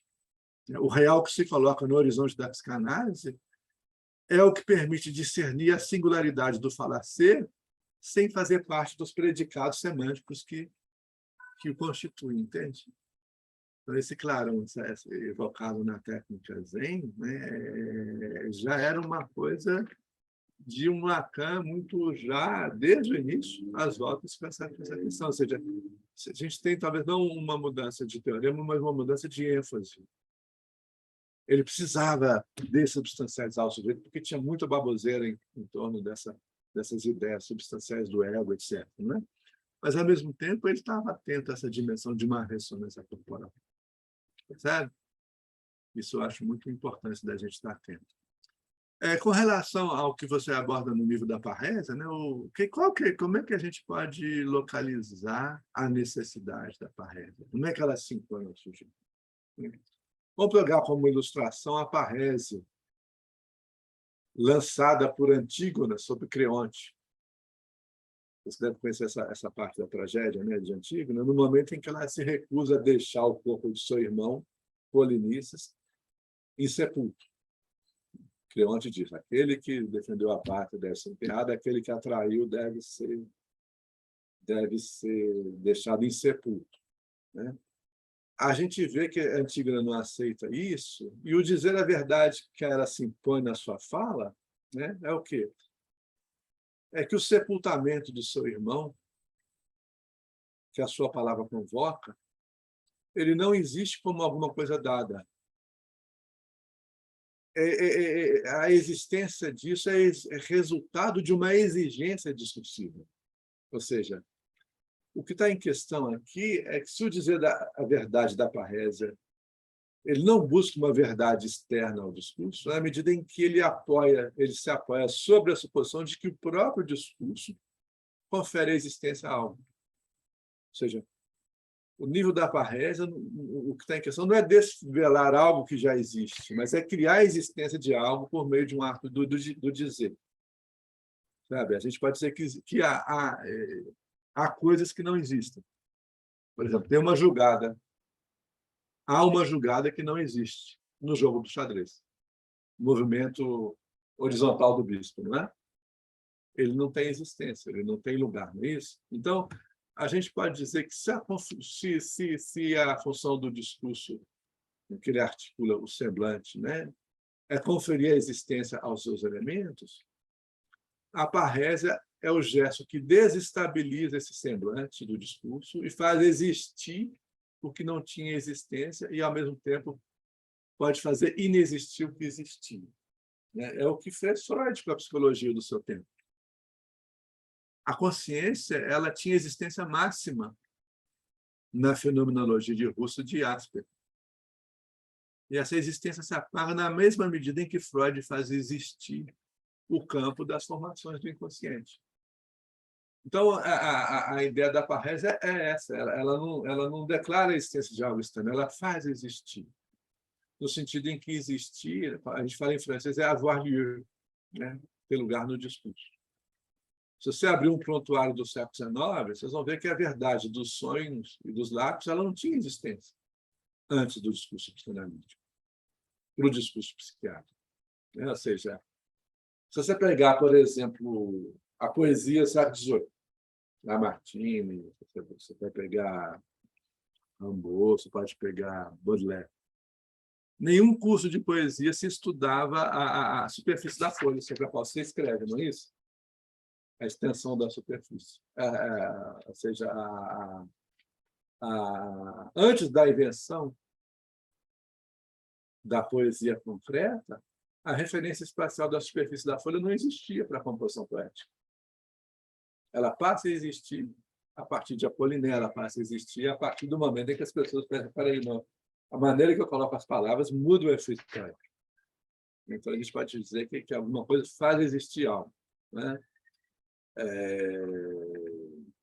Vamos dizer, a dimensão dos objetos que guia a geometria clássica dos planos e volumes deixa de ter lugar para a topologia. Para a topologia, isso aqui é uma esfera.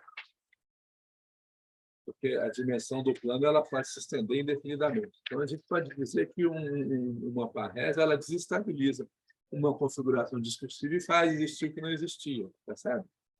Está muito confuso. Então, não, acho que tá bacana, assim, eu tô entendendo alguma coisa agora também, a partir da sua fala, que assim, não é desvelamento, quer dizer, não é supor que existe uma verdade, que tem alguma verdade, porque há uma produção, né? Mas aí me parece assim, que tem uma dimensão performativa também, né?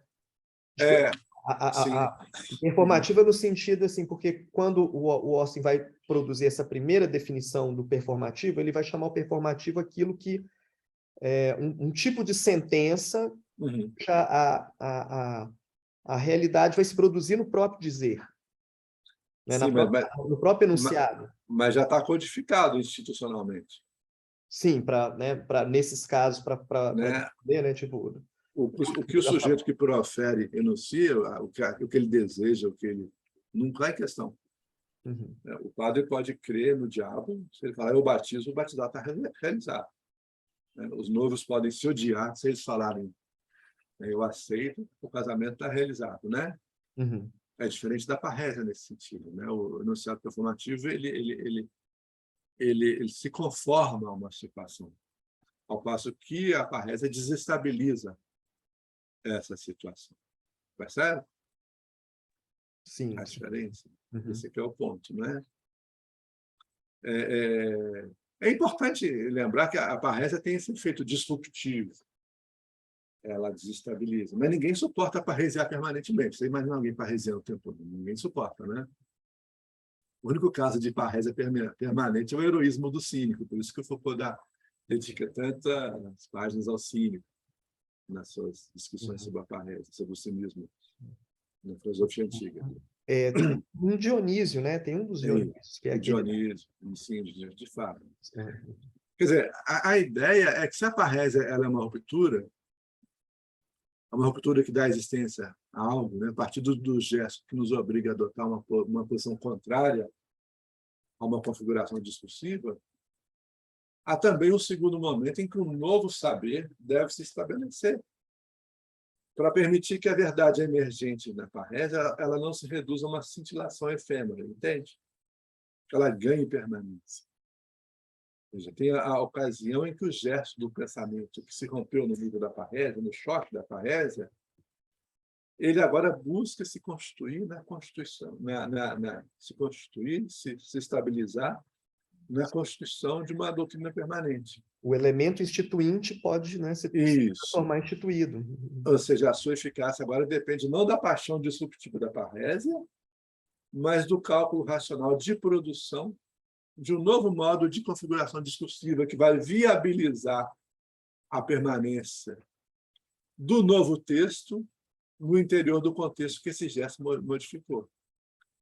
A operação agora ela consiste na criação de um novo campo para o texto que a parrésia permitiu.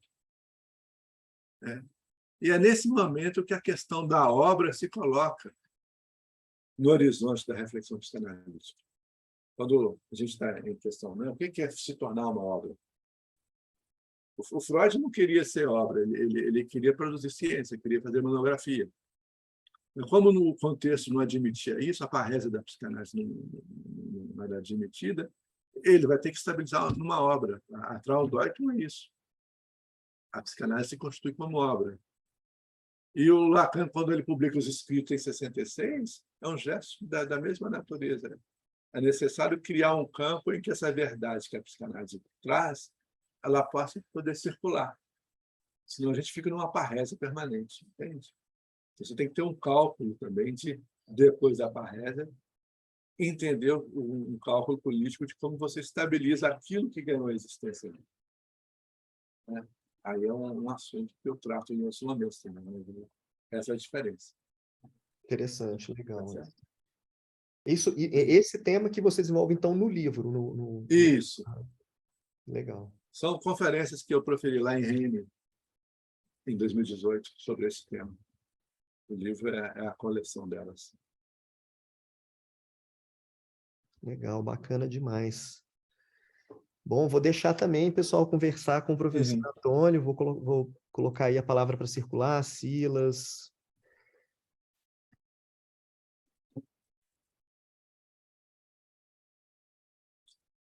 Eu posso fazer também algumas considerações enquanto o pessoal vai se aquecendo, né? Então, novamente, parabéns, Antônio. Nossa, uma belíssima apresentação, né? Instigante por demais.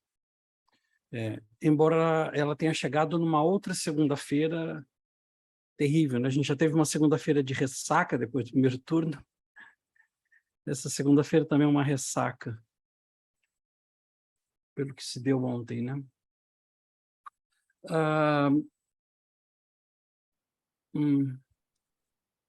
Falar algumas coisas. Primeiro, eu achei, particularmente a sua formação, né, Antônio? Me lembrou demais do Canguilhem, né? Ele fez um percurso muito semelhante ao seu. Esse sou eu. E, aliás, o Foucault quis fazer doutorado com ele, né? Eu não sei te orientar. O Lévi-Strauss recusou a tese do Foucault e o Canguilhem acolheu. Fantástico ele. Então, assim, acho que tem alguma coisa no campo da medicina, né, desde Hipócrates, com essa ideia de uma certa interpretação desses sintomas, ou dos signos, ou dos elementos, né? Inclusive no sentido de que nem sempre o sintoma, o anúncio, tinha ele era inequívoco, né? Às vezes eram vários sintomas que, combinados, exigiam um pouco desse movimento clínico, uma espécie de uma analítica para saber, afinal de contas, qual a interpretação desses sintomas, né? Acho que Hipócrates trabalha isso um pouco, me parece, né? Que eu me lembro. Então, acho que tem uma tradição, né? Em relação a isso. E aí eu me levo a uma questão que eu vou fazer, depois mais alguns comentários, mas que tanto por esse raciocínio que eu fiz a partir do que eu te ouvi, né? Essa localização de uma interpretação na clínica, seja médica ou psicanalítica, a médica talvez hoje menos, mas de algum modo. Mas na clínica psicanalítica, vamos dizer assim, parece que tem uma espécie de concessão de que não haja uma correlação muito objetiva nessa lógica, né? Desse nexo de determinados sintomas com o tipo de tratamento. Muito embora a gente vê isso muito no curso de psicologia, eu sempre dou aula para calouros, um certo afã, que acho que você comentou isso também, né, de dizer, de logo sair interpretando, né? Então, quer uma psicologia que interprete, que dê soluções e tal. E isso acaba distanciando estudantes da psicanálise, porque querem uma objetividade comportamental, sintomática, enfim, né? Que é um código, né, que ele consiga lidar, enfim. Mas eu acho que isso faz sentido, né? Agora, o Lee chamou atenção para algo que eu queria trazer, que tem uma dimensão, né, na pesquisa em psicologia, que a matéria com a qual é feita a empiria, ela vem de depoimentos, entrevistas, conversa, texto, desenho, um conjunto de recursos. E quando a gente desloca um pouco essa analítica, a interpretação como analítica, para essa matéria, isso evoca observações do tipo, né, a perda da objetividade, né, enfim, aquela cantilena da objetividade da ciência, né? Então, eu acho que há elementos aí, mas eu gostaria de te ouvir um pouco mais sobre isso, né? Agora, só mais alguns comentários. Você trouxe uma história bem bacana, que é a história do sujeito, né? Uma vez eu fiz um exercício, um ensaio com isso, né? A instituição do sujeito, em Aristóteles, por exemplo, é um sujeito que é sujeito ao predicado, né? Ele é submisso ao predicado. Aquino, você falou muito bem que ele, e para Aristóteles é uma questão de gramática, né? Aquino, ele traz essa noção da verdade como essa correspondência do sujeito com um predicado. De fato, ele organiza e estabelece isso, e, obviamente, se amplia no campo dos textos sagrados, né, dos códigos religiosos e tal.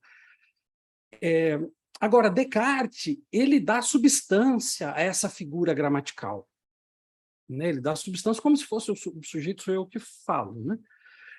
E que me parece que Kant e Hegel dissolvem um pouco isso. Por outro lado, quando Lacan se aproxima da filosofia pelos cursos do Koyev, o que está em questão é o sujeito hegeliano. Né? Embora ele declare um pouco mais tardiamente de que é Lacan contra Hegel, eu fico sempre me perguntando por que ele entrou nessa enrascada para depois tentar dissolvê-la. Né? Porque já havia alguns elementos, já havia sinalizações de um esvaziamento desse sujeito como substância, né, principalmente como eco cartesiano. Né? Eu fico me perguntando como que ele, né, como ele entrou nessa, e como eu conheço pouco Lacan, né, a minha leitura de Lacan é de 4, 5 páginas. Que solução que ele vai dar? Porque você disse que um certo distanciamento dessa ideia do sujeito eu não consigo localizar, né, porque eu não conheço esse movimento. Então, esse movimento de distanciamento de um sujeito, depois talvez Nietzsche já teria ajudado a fazer isso antes, né?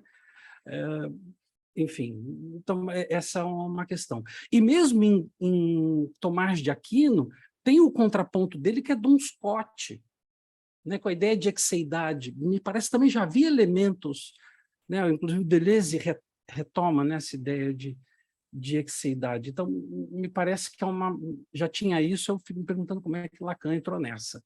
Né? Eu acho que, por enquanto, assim, acho que eu tenho outras questões, mas acho que, por enquanto, na verdade, é uma questão só, que é a interpretação da clínica para o texto. Né? O resto foi só comentário. Obrigado. Enfim, de fato, muito, muito ampla a sua questão. Eu vou precisar limitar ela um pouco, porque eu estou com um compromisso de horário aqui, tudo bem? Mas, enfim, a ideia do sujeito que eu acho que é importante a gente localizar é o sujeito como resposta. Né? Ou seja, não tem como objetivamente entender o que se satisfaz numa circunstância para cada sujeito. Agora, tem uma pergunta que orienta o psicanalista no sintoma, no sofrimento, naquilo que faz a pessoa buscar o tratamento, nas suas escolhas, é o que se satisfaz aí. Ou seja, o que faz que na psicose o sujeito se recuse a se submeter ao semblante? Né? Que o Lacan vai chamar de uma decisão insondável. Né? O não querer saber da neurose conduz à frivolidade. Né? O não querer saber se articula ao que a Ana vai chamar de banalidade do mal. A gente está às voltas com o não querer saber de proporções gigantescas no Brasil, né? E ele está articulado ao fascismo. Então, é importante a gente entender em que sentido a gente pode tomar o sujeito como resposta. Como resposta, né? Ou seja, ele não é uma pura passividade, percebe? Agora, do ponto de vista do que a gente pode recolher da ciência, a gente também um ponto que é o seguinte: a ciência ela te dá o como, ela não te dá o porquê. O enunciado de uma lei científica é matéria atrai matéria na relação direta da sua massa, relação direta do cada distância. Aí você pergunta para o cientista, mas por que é assim? E o Newton responde, né? Não cabe ao cientista dizer o porquê, ele diz o como. Né? A gente brinca que quando uma ciência está ruim das pernas, é quando os seus representantes estão frequentando o departamento de filosofia. Né? O Thomas Kuhn vai falar isso. Quer dizer, e, de certa maneira, esse núcleo do real do sintoma, né? O cientista fala com o engenheiro, olha, a lei da gravitação se vira com isso. Se vira com isso aqui. E a gente, de certa maneira, chega no núcleo do real do sintoma, num caso de análise, um ponto que não se transfere mais, um ponto sem porquê, há ressonância interpretativa, mas há também um se vira com isso. Faça uso disso. Dá um jeito de se virar com isso. Essa aqui é um pouco a ideia do sujeito que eu achei que seria possível de articular aqui. Tudo bem? Bacana demais. Ótimo, ótimo. Poxa, gente. Então, que alegria, Antônio, te agradecer demais aí pela Eu que conversa, agradeço. E pela ó, fico super apresentação. feliz. Desculpa se eu falei mais do que eu devia, se eu levei muito tempo. Não, que isso, estava ótimo, estava ótimo. Foi um prazer, uma alegria. Eu Vamos fico à continuar. disposição. Se vocês quiserem me convidar de novo, eu queria poder trazer você aqui também uma vez, viu, Henrique? Muito legal.